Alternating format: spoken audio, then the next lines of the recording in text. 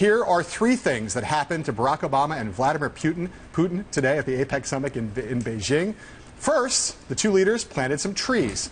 They also spoke with each other briefly about Iran, Syria, and the Ukraine. But then things took a turn for the worse. Putin was spotted lending his coat to the Chinese First Lady, a scandalous act that caused a lot of the Middle Kingdom censors to scrub the image from the internet. The often shirtless Russian strongman was also confronted by Australia's Prime Minister Tony Abbott, who sternly demanded an apology over the downing of Malaysia Airlines Flight 17. Barack Obama did not have a great day either. He turned down the limo service that other world leaders customarily use and arrived in his American Caravan. That was strike one. Then he was spotted, oh my God, chewing gum, almost certainly Nicorette, as he strutted across the carpet. Some Chinese considered both of these acts disrespectful and derided the president in social media.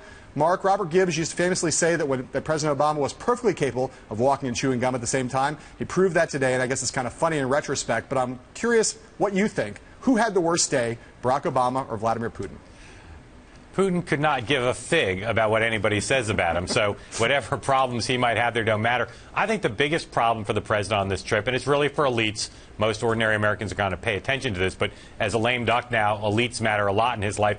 The Chinese are not respecting him very much. The official media, even before the trip started, kind of laid out the president's political defeats in the midterms in a way that was not positive. And I think in general, the president does not, so far in this summit, he's not being treated like the leader of the free world in a way that American presidents would like to be treated. Yeah, to me, it's a big problem for both of them. The relationship between Russia and the U.S. is still really bad. They have some really important common interests, like trying to get an Iranian nuclear deal. There's some discussion about that, but that looks like it might be stuck. The relationship is bad. Nothing has happened between the two of them at this summit that makes it look like it's going to get any better anytime soon.